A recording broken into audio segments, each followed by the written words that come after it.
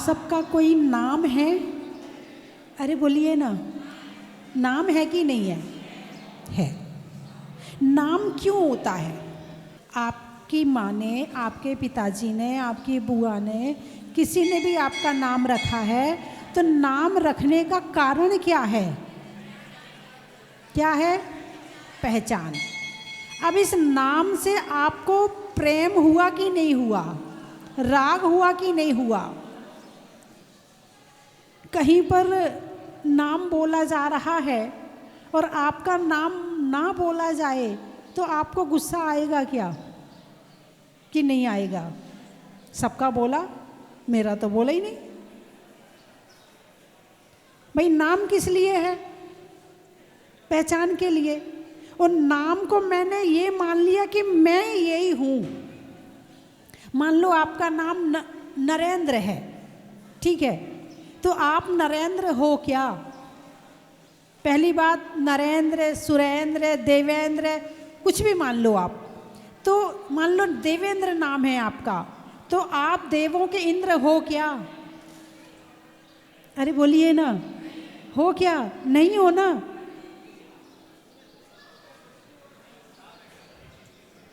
नाम के हो। किसके हो? काम नहीं है, नाम है, अकेले नाम है। अब उस नाम से भी इतना मोह है, इतना मोह है, कोई नाम ना ले तो लड़ाई, नाम ले तो ना ले तो नाराजी, नाम ना ले तो गुस्सा, इतना मोह। मेरा नाम नहीं लिया, अब तुमने नाम को क्या कर लिया? मेरा कर लिया, मेरा नाम। नाम किस लिए है? अरे बोलिए ना, पहचान के लिए। और हमने क्या समझ लिया? मैं यही हूँ। आप यही हो क्या? नाम, जब आप गर्भ में थे तब आपका क्या नाम था? अरे बोलिए ना, जब जन्म लिया था तो क्या नाम था आपका? बिना नाम के आए थे। कैसे आए थे?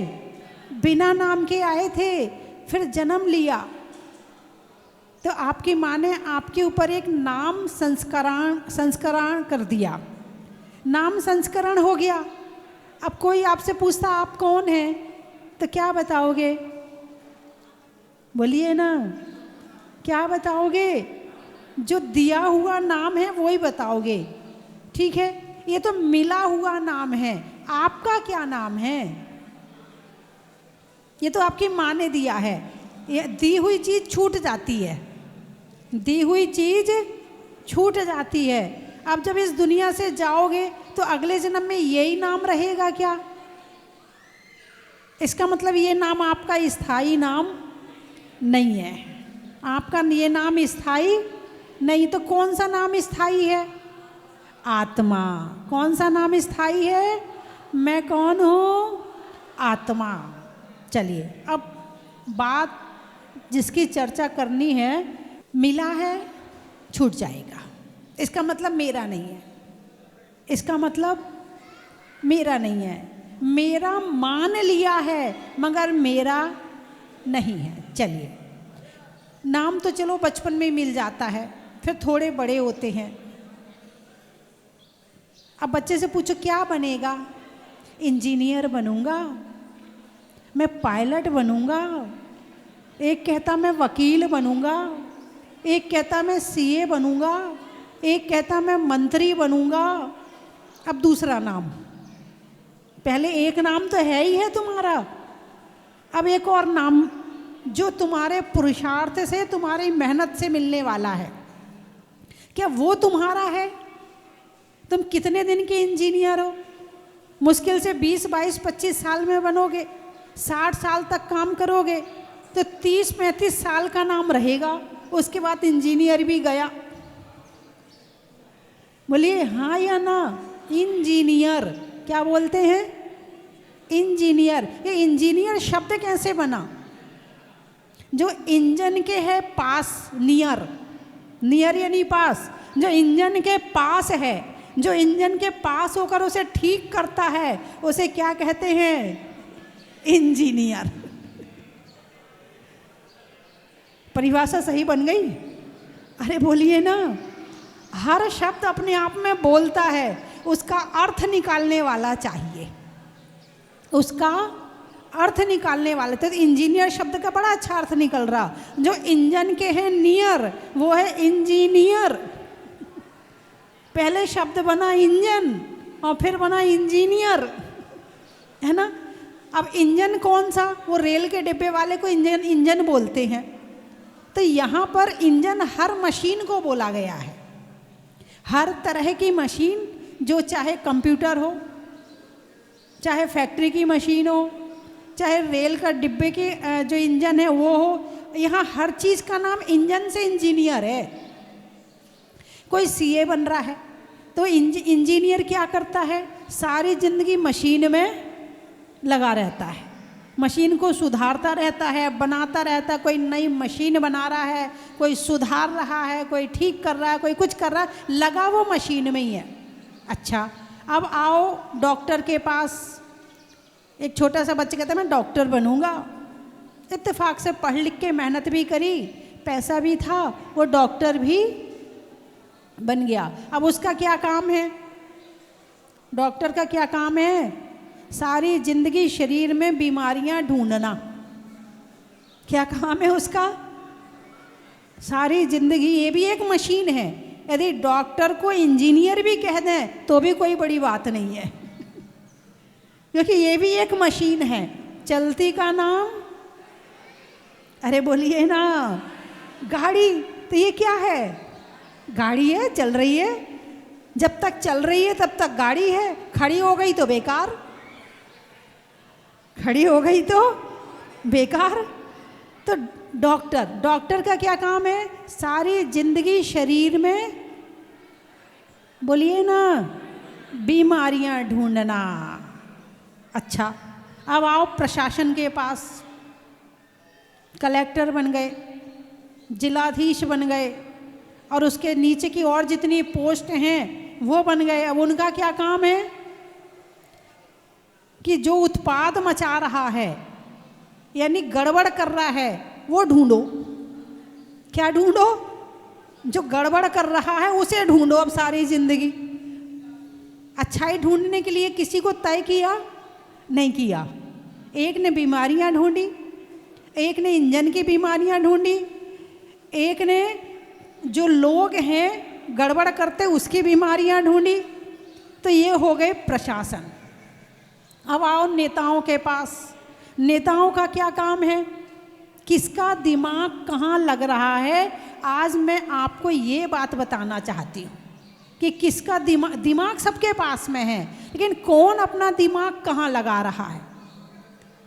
और कुछ का काम होता केवल लेने देने का, इधर से लिया उधर दे दिया, उधर से लिया उधर दे दिया, ट्रांसफ़र, इधर का उधर, उधर का इधर, इधर का उधर, उधर का। कोई बातें इधर की उधर कर रहा है, कोई सामान इधर का उधर कर रहा है, कोई कपड़े इधर के उधर कर रहा है, कोई अनाज यहाँ का वहाँ कर रहा है। काम है इधर उधर करने का। बस सारी जिंदगी क्या करेगा अरे बोलिए ना, बस इधर उधर करेगा, और इससे ज़्यादा उसका दिमाग कहीं और लगने वाला नहीं है। ठीक है, कौन बचा, सीए। अब सीए का क्या काम है, 1 से लेके 9 तक की, इससे ज़्यादा कोई बड़ा अंक होता हो तो बताओ। जितने अंक हैं वो 1 से लेके 9 तक में बने हैं, इससे ज़्यादा अंक बड़ा है ही नहीं है। उसकी ज़िंदगी बेचारा पूरी ज़िंदगी 1 से 9 तक लिखते लिखते लिखते लिखते करते करते करते करते पूरी ज़िंदगी निकल जाएगी उसकी। हैं, बैठा है सीए, अरे बैठे होंगे, इंजीनियर भी होंगे, सीए भी होंगे, डॉक्टर भी होंगे। अच्छा, कुछ होते हैं सेठ। क्या होते हैं, सेठ। इन्हें सेठ क्यों कहते हैं, जब बचपन में थे तो सेठ किसे कहते थे, जिसका होता बड़ा पेट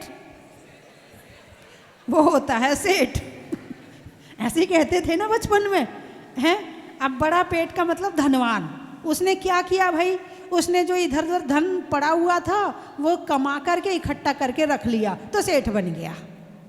अब इन सब में आत्मा ढूंढो कहाँ है। एक इंजीनियर है, एक डॉक्टर है, एक सीए है, एक पायलट है, है, एक हवा में उड़ रहा है, सारी जिंदगी बेचारा हवा ही में उड़ते रहता है। बैंक वाला बेचारा सारी जिंदगी 1 2 3 4 लाख 10 करोड़ बस इसी में वो भी घूमते रहता है। यही है ना, कौन करवा रहा ये काम? इस सारे काम कौन करवा रहा? अब इस ढूंढने वाले को जब अल्बर्ट आइंस्टीन है, उसने वो परमाणु बम का आविष्कार किया था, है ना। उससे पूछा कि आप अपने जीवन का सबसे बड़ा दुख बताइए। उसने कहा मेरे जीवन का सबसे बड़ा दुख ये है कि मैंने परमाणु बम की खोज करी। बोले आपका तो नाम हो गया। बोले नाम क्या हो गया? इस परमाणु बम के कारण से हिरोशिमा जैसा पूरा शहर खत्म हो गया, और इसकी मैं जो महसूस कर रहा हूँ, पश्चाताप कर रहा हूँ, वो जिंदगी में कभी पूरा होने वाला, मेरी इससे बड़ी गलती नहीं हो सकती है कोई कि मैंने अपने जीवन में परमाणु बम की खोज करी। उससे अगला प्रश्न किया, यदि आपका अगला जन्म हो तो आप क्या करना चाहोगे और कहाँ जन्म लेना चाहोगे? तो उसने उत्तर दिया, अगला जन्म हो तो मेरा भारत में हो। कहाँ हो? भारत में हो। और क्या करना चाहोगे? तो आज तक जो मेरे से खोज करवा रहा था मैं उसकी खोज करूँगा। ये काम कौन करवा रहा है मेरे से? ये करने वाला कौन है? दिख तो रहा है कि मैं कर रहा हूँ, लेकिन मेरे अंदर कौन है? मैं उसकी खोज करूँगा, यानी आत्मा। इंजीनियर बनो, डॉक्टर बनो, पायलट बनो, सीए बनो, नेता बनो, सेठ बनो, मंत्री बनो, मुख्यमंत्री बनो, प्रधानमंत्री बनो, सब कुछ बनो, लेकिन सबसे पहले जो तुम्हारी आत्मा है इसे मत भूलो। क्या कहा मैंने? भाई मंत्री बन गए तो मंत्री पद पर जो काम करने हैं वो सारे काम कर रहे हो। इंजीनियर बन गए तो इंजीनियर के लिए जो काम होते हैं वो सारे काम करते हो। डॉक्टर बन गए तो डॉक्टर को जो करना चाहिए वो सारे काम करते हो। तुम सब कुछ करते हो, लेकिन तुम पहले आत्मा हो। आत्मा के लिए क्या करना है वो सबसे पहले करो सो के उठ के, उसके बाद अगले काम में हाथ लगाओ। चक्रवर्ती को जानते हो? भरत चक्रवर्ती को? अरे बोलिए ना, जानते हो? कौन था? आदिनाथ जी का पुत्र था, ठीक है, चक्रवर्ती था। चक्र, उसके हाथ में क्या होता है? चक्र। चक्र का क्या मतलब? सबसे बड़ा हथियार। इससे बड़ा हथियार दुनिया में कोई नहीं होता है, जिसके ऊपर चला दो वो बचेगा नहीं। तो चक्र का मतलब है कि 6 खंड का अधिपति कौन हो गया? और जिसने इनके राज्य को स्वीकार नहीं किया, जिसने इनकी अधीनता स्वीकार नहीं करी, वह चक्र उस पर चल जाएगा। इसलिए सारे राजा अपने आप चले आते हैं, रत्न की थाल लेके, सोने की थाल लेके, हीरे की थाल लेके अपने आप चले आते हैं। आप हमें अपना सेवक समझो, हम आपके सेवक हैं, हमें आज्ञा प्रदान करो। कौन है ये? चक्रवर्ती। ऐसा भरत चक्रवर्ती 6 खंड का अधिपति सो के उठता था तो सबसे पहले सामायिक करता था, सबसे पहले प्रतिक्रमण करता था, स्वाध्याय करता था, देव पूजा करता था, गुरुओं को आहार देता था। उसके बाद कहीं जाकर वो अपने राज्य की वेशभूषा पहनता था और अपनी राज गद्दी पर जाकर बैठता था। तुम सबसे पहले आत्मा हो। कौन हो? तुम सेठ बाद में हो, इंजीनियर बाद में हो, डॉक्टर बाद में हो, मम्मी बाद में हो, पापा बाद में हो। क्या है? तुम बुआ, भतीजी और ताई और चाची और कौन कौन से रिश्ते होते हैं, मुझे तो इतना ही आते हैं बस। हे जानंद स्वरूपी जहाँ मेहनत की ज़रूरत है ही नहीं है। अब एक आईएएस बनने में कितनी मेहनत है, 18-18 घंटे पढ़ो, 20-20 घंटे पढ़ो, हैं। सीए बनने में भी 20-20 घंटे पढ़ना पड़ता है। वह सेठ बनने के लिए भी खूब मेहनत करनी पड़ती है। मंत्री मुख्यमंत्री बनना हो तो मेहनत करनी पड़ती है। और कुछ भी मेहनत करनी पड़े और आत्मा के ध्यान में बैठ जाओ और कुछ जो बनोगे वो भगवान होगा। जो बनोगे भगवान सहज सहज सहज में मिल गया, सहज में, बिना मेहनत के, बिना प्रयास के, दिमाग भी मत लगाओ, केवल अंदर जाओ, बस शांत, सबको छोड़ दो, मन से सारी दुनिया को छोड़ दो, बस मैं और मेरी आत्मा, बस तीसरा कोई नहीं। ऐसी परम शुद्ध आत्मा, जो मंदिर में बैठे भगवान हैं वो परम शुद्ध आत्मा है। ऐसी परम शुद्ध आत्मा को जान करके फिर अपनी शुद्ध आत्मा का चिंतन करो, फिर देखो तुम्हारा दुख कैसे नहीं भागता है। दुख को भागना पड़ेगा, परछाई भी भाग जाएगी उसकी। दुख तो छोड़ो, उसका निशान भी नहीं रहेगा दुख का। तो जो सारी दुनिया है वो दुखी होने के लिए मेहनत कर रही है या सुखी होने के लिए? हुए सुखी? अरे बोलिए ना, बचपन से लेके आज तक कितनी मेहनत करी आपने, करी कि नहीं करी? अरे बोलिए ना, करी ना। अब आप ये गारंटी दे सकते हो कि आज आपके पास में सर्व सुख हैं, ये गारंटी दे सकते हो कि आगे हर समय आप सुखी रहोगे? नहीं दे सकते ना। बस ये गारंटी हमारे परमात्मा देते हैं, जिन्होंने अनंत सुख को प्राप्त कर लिया है, जो वीत रागी हो गए हैं। क्या हो गए हैं? वीत रागी। राग है तो दुख है और वीत राग है तो सुख है। तो बंधुओं, ऐसे जहाजपुर में भूगर्भ से प्रकटित प्रभु के चरणों में आप सब आए और आपने प्रभु की भक्ति करी। अब ये शुरुआत है, अभी आप बहुत ऊंचे स्तर पे, ऊंचे का मतलब ऊपरी स्तर पे हैं, अभी बहुत गहराई में जाने की ज़रूरत है। उसके लिए हमारे मंदिर होते हैं, हमारे तीर्थ होते हैं, हमारे सिद्ध क्षेत्र। सिद्ध क्षेत्र किसे कहते हैं? जिन्होंने अपनी आत्मा को अनंत सुखी कर लिया, पवित्र कर लिया, पावन कर लिया और वहाँ से सिद्ध बन गए, उसको कहते हैं सिद्ध क्षेत्र।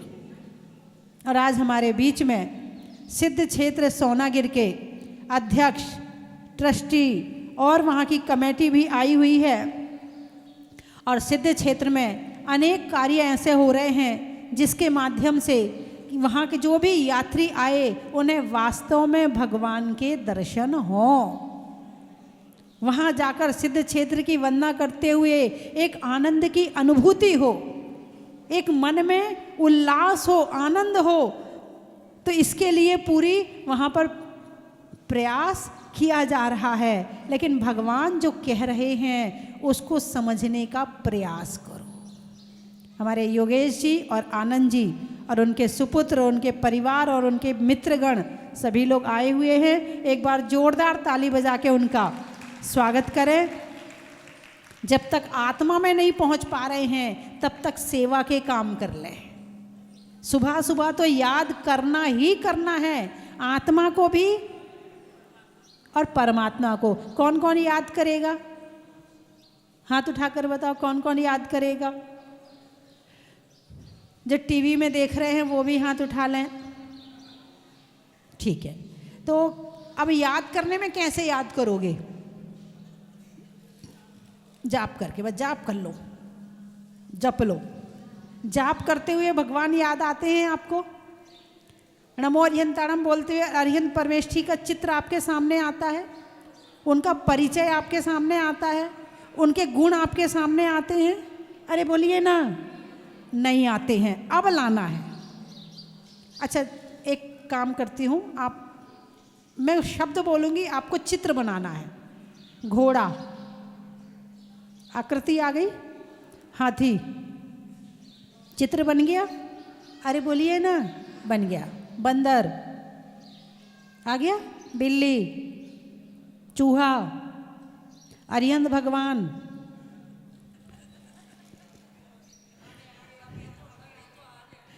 हैं। हाँ, जैसे हाथी कहने से हाथी दिखता है, बंदर कहने से बंदर दिखता है, ऐसे अरिहंत भगवान कहने से अरिहंत परमेष्ठी दिखने चाहिए, वो समो शरण नजर आना चाहिए, तब तो आप नमो अरिहंताणम का जाप कर पाएंगे। वरना नमो अरिहंताणम में आपको वही गधा दिखेगा, घोड़ा दिखेगा, बंदर दिखेगा। इसलिए फीलिंग लो, अरिहंत भगवान का चिंतन मनन करो, ताकि जब हम बोलें कि नमो अरिहंताणम तो हमें भगवान ही नजर आए। हम बोलें नमो सिद्धाणम तो सिद्ध परमात्मा का एक आकार नजर आए, नमो आयरियाणम तो आचार्य परमेष्ठी नजर आए, नमो वज्रयाणम तो उपाध्याय परमेष्ठी नजर आए, और नमो लोय सव्य शाहुणम तो हमें साधुओं के दर्शन हो। ऐसा नमोकार मंत्र सुबह सो के उठ के पढ़ना है। अब बताओ कौन कौन पढ़ेगा? प्रयास करना है, पुरुषार्थ करना है, मेहनत करनी, तभी होगा। ये ऐसे नहीं होगा, क्योंकि ये घोड़ा गधा कुत्ता तो अनंत काल से भरे हैं दिमाग में। अब इनको निकाल करके अरिहंत भगवान को अंदर रखना है। मन को मंदिर बना लिया, जिसने अपने भगवान को, अरिहंत भगवान को अंदर में चित्र बिठाकर उन्हें वेदी बना के बिठा लिया और फिर जाप करता है, उसने अपने मन को मंदिर बना लिया। मंदिर क्यों जाते हैं? इस मन को मंदिर बनाने के लिए मंदिर जाते हैं। और मंदिर जाने पर यदि तुम्हारा मन मंदिर नहीं बना तो समझना तुम अभी मंदिर नहीं गए हो। बात समझ में आ गई? चलो, बड़े अच्छे लोग आए हैं, अब समझ में आ गई तो बंद करूं फिर। मैं 3 चीजें बोलूंगी, आपको कहना बड़ा ही महत्व है। पानी में समंदर का, देखने में मन के अंदर का, और रोज जाने में प्रभु के लिए मंदिर का, आपके लिए मंदिर का। चंद्रमा में गुरुत्वाकर्षण का, भौतिकता में आकर्षण का, और मंदिर में भगवान के दर्शन का। टेलर में नाप का, गर्मी में ताप का, और करने में नमोकार मंत्र की भावपूर्वक जाप का। भले आप सुबह 9 बार पढ़ो, लेकिन ऐसे पढ़ो कि आपको पंच परमेष्ठी के दर्शन हो जाएं। फिर उनके दर्शन करने के बाद अपनी आत्मा को देखो, मेरी आत्मा भी ऐसी ही है, मैं भी इतना अनंत सुखी हो सकता हूँ। कैसे होगा? अब उस गुणों का वर्णन करो। तो जितना जितना आप अंदर जाओगे उतने उतने सुखी हो जाओगे, और जितने बाहर निकलोगे उतने दुखी हो जाओगे। एक ही सुख का रास्ता है, दूसरा रास्ता है ही नहीं, है ना? पक्षी में पर का, शरीर में सर का, और सिद्ध क्षेत्रों में सोना गिर का, सतियों में चंदना का, करने में अभिनंदना का, और सिद्ध क्षेत्र सोनागिर की वंदना का। मैंने बताया था कि सिद्ध क्षेत्र सोनागिर की भावपूर्वक वंदना करने से 32 करोड़ कोड़ा कोड़ी उपवास का फल मिलता है। कहाँ की वंदना से? सिद्ध क्षेत्र सोनागिर की वंदना से। इसीलिए कम से कम साल में 1 बार तुम सिद्ध क्षेत्र सोनागिर की वंदना जरूर किया करो। वहाँ से कितने मुनिराज मोक्ष गए हैं? 5.5 करोड़ मुनिराज मोक्ष गए हैं। ऐसी पावन भूमि है। तो वहाँ पर अब भी काफ़ी कार्य वहाँ प्रारंभ हुए हैं। पिछले वर्ष मैंने वहाँ चतुर्मास भी किया था, बड़ा अच्छा लगा, बड़ा आनंद आया।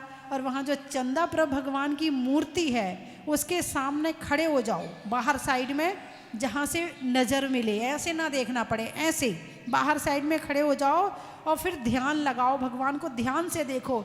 ऐसा आनंद आता है, ऐसा आनंद आता है उस प्रतिमा को देख के, ऐसा लगता है खड़े रहो, बस भगवान भी खड़े हैं और हम भी खड़े हो जाएं। ऐसा आनंद आता है वहाँ पर।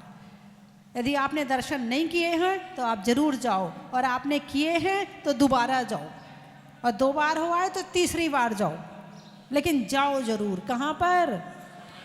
सिद्ध क्षेत्र हाँ, सोने से तो बड़ा प्रेम प्रेम करते, गोल्ड से तो बड़ा प्रेम है। यदि प्रेम करना है तो सोनागिर से करो, कल्याण हो जाएगा। सोनागिरी, सोने का पर्वत है ना। चलिए, तिरंचों में बिल्ली का, डंडा में गिल्ली का और आने वालों में दिल्ली का। और कहाँ से आए? पेड़ में पत्ता का, मधुमक्खी के मधुमक्खी के छत्ता का और आने वालों में कलकत्ता का। बारामती, सुधरने में मती का, घर में श्रीमती का और आने वालों में बारामती का। बड़ा ही महत्व है। सप्ताह में वार का, बच्चों में प्यार का और आने वालों में धार का। बड़ा ही महत्व है। जंगल में शेर का, फलों में बेर का, आने वालों में अजमेर का। बड़ा ही महत्व। सापला, गाने में गला का, करने में भला का और आने वालों में सापला का। बड़ा ही महत्व है। शैली में नागर का, पानी में गागर का और आने वालों में सागर का। लुहार में खटखट का, वृक्षों में बट का और आने वालों में मेरठ का। नहीं होने में देर का, जंगल में शेर का और आने वालों में सुसनेर का। कुरकुरी, भोजन में बरी का, बैठने में दरी का और आने वालों में कुरकुरी का। बड़ा ही महत्व। जीवन में जरा का, रहने में धरा का और आने वालों में आगरा का। सीहोर, सोनागिर में मोर का, बच्चों के शोर का और आने वालों में सीहोर का। पृथ्वीपुर, गाने में सुर का, नृत्य में नुपुर का, आने वालों में पृथ्वीपुर का और आने वालों में सुजालपुर का। पुर वाले सब इकट्ठे हो जाओ, उदयपुर वाले भी इसी में ही आ जाओ। विदिशा, सोने में निशा का, मिलने में दिशा का, आने वालों में विदिशा का। बलुआ सागर, पानी में गागर का, पानी में गागर का और पानी में रहने वाले मगर का और आने वालों में बरुआ सागर का। जंगल में नाग का, करने में बुरी चीजों के त्याग का और आने वालों में हजारी बाग का। पाटन, अच्छा, साड़ियों में शाटन का, खिड़की में कॉटन का और आने वालों में पाटन का। बड़ा ही महत्व। रफीगंज, नहीं होने में रंज का, पंजाब में पंज का और आने वालों में रफीगंज का। बड़ा ही महत्व। पूछने में हाल का, सर्दी में साल का और ये 2025 के नए साल का और आने वालों में भोपाल का। पूना, पूना, पान में चूना का, गाड़ियों में लूना का और आने वालों में पूना का। केकड़ी, भोजन में बड़ी का, बूढ़ों में छड़ी का, आने वालों में केकड़ी का। तलवाड़ा, छिंदवाड़ा, अच्छा छिंदवाड़ा से आए हैं, बहुत बढ़िया। जनवरी में जाड़ा का, जाड़े में काढ़ा का और आने वालों में छिंदवाड़ा का। हो गए सारे। धरियावत, होने में गदगद का, मंत्र में बदवत का और आने वालों में धरियावत का।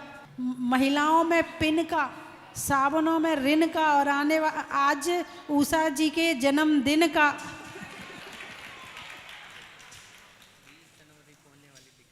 अच्छा, हाँ, बच्चों में शिक्षा का, छोड़ने में इच्छा का और 20 जनवरी को होने वाली अनीता दीदी, ललिता दीदी की दीक्षा का।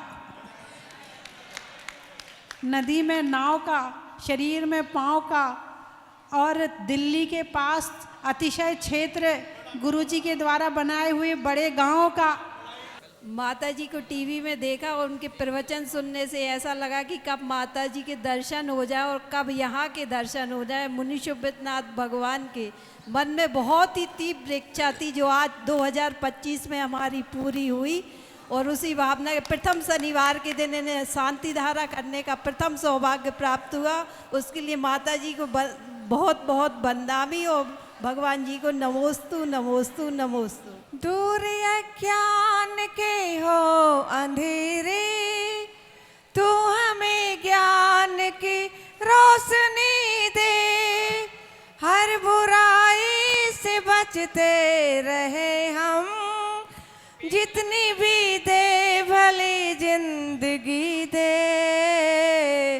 बैर होना किसी का किसी से, भावना मन में बदले की होना। हम चले नेक रास्ते पे हमसे, भूल कर भी कोई भूल होना। इतनी शक्ति हमें देना गुरु माँ, मन का विश्वास कमजोर होना। हम चले नेक रास्ते पे हमसे, भूल कर भी कोई भूल होना। इतनी शक्ति हमें देना माता, मन का विश्वास कमजोर होना, मन का विश्वास कमजोर होना। बोलो स्वस्ति भूषण माता जी की जय। छानी परंपरा में सठ पट्टाचार्य आचार्य ज्ञान सागर जी महाराज की प्रेरणा से मुरैना क्षेत्र में जो ज्ञान तीर्थ का निर्माण किया और उसके पंचकल्याणक माता जी ने कराए, और उस परंपरा पर जो उपकार माता जी ने किया वो उसका शब्दों में वाचन नहीं किया जा सकता। माता जी ने सिद्ध क्षेत्र सोनागिर पे जितने भी कार्य कराए और उनकी प्रेरणा से जो कार्य कराए जाएं वो सदैव सोनागिर सिद्ध क्षेत्र की कमेटी माता जी का उपकार करेंगी। माता जी इसी श्रृंखला में आने वाली 20 जनवरी को ब्रह्मचारिणी अनीता दीदी और ललिता दीदी जो आपके काफ़ी निकट हैं और निकट रही हैं, उनकी दीक्षा 20 जनवरी गांव में होने जा रही है। हमारा आपसे ये निवेदन है कि माता जी अपना वहाँ सानिध्य और आशीर्वाद प्रदान करें, यही हमारी कामना है। माता जी इसी श्रृंखला में छानी परंपरा को आगे और बढ़ाएं। माता जी हम यहाँ, भगवान जी ने हमको बुलाया, आप पता नहीं हमको कैसे योग संयोग बना कि हमको भगवान जी यहाँ बुलाते गए और आपके दर्शन करते गए। मेरे घर में आपके जहाजपुर के भगवान जी का और आपका एक फ़ोटो है जिनकी मैं रोज़ हाथ जोड़ती हूँ, प्रार्थना नहीं कर पाती, थोड़ा वर्किंग में हूँ। लेकिन मेरे को ये नहीं पता कि मैं कैसे यहाँ आई, कैसे कैसे योग संयोग बन गए। शायद आपका ही आशीर्वाद था। आप छिंदवाड़ा की बेटी है, हमारे लिए बहुत गौरव की बात है, बहुत सौभाग्य है हमारा कि आप हमारे छिंदवाड़ा नगर को गौरवान्वित इस इतने बड़े जहाजपुर में राजस्थान में आकर इतना अतिशयकारी मंदिर, भगवान जी का आशीर्वाद, आपका आशीर्वाद हम पर, हमारे छिंदवाड़ा वासियों पर हमेशा बने रहे। बस मैं 2 लाइन बोलूँगी।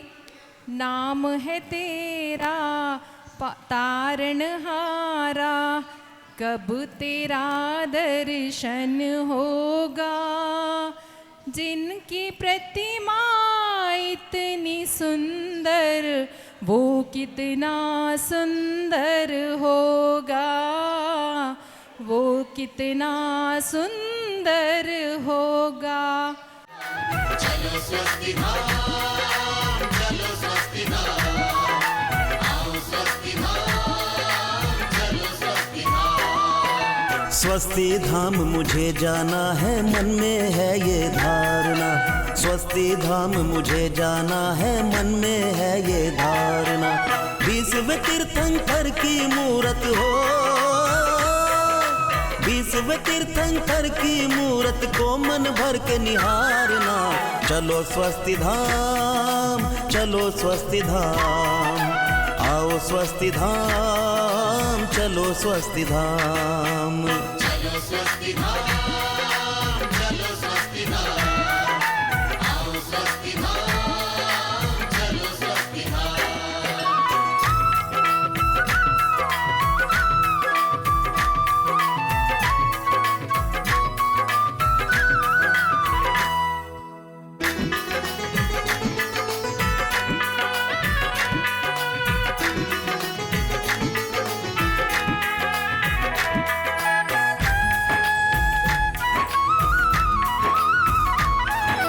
मंगलवार को मंगलकारी मंगल करने प्रगटे, दर्शन करते ही आशीषों के भंडार हैं भरते।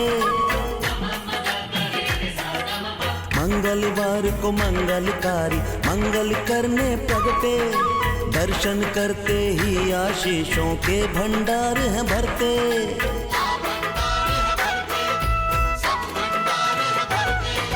स्वस्ति धाम में जाकर मुझको, स्वस्ति धाम में जाकर मुझको भी जीवन है सुधारना। स्वस्ति धाम मुझे जाना है, मन में है ये धारणा। चलो स्वस्ति धाम, चलो स्वस्ति धाम, आओ स्वस्ति धाम, चलो स्वस्ति धाम।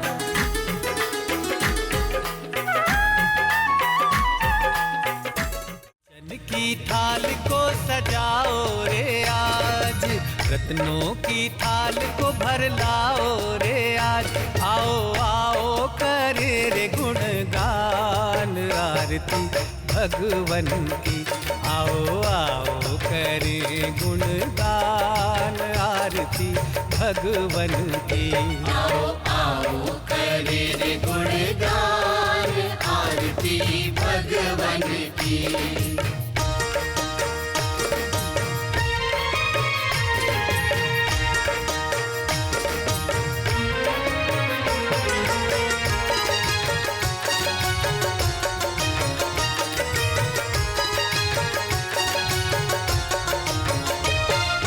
पिता सुमित्र के राज दुलारे, माँ पद्मा जी के नैनों के तारे।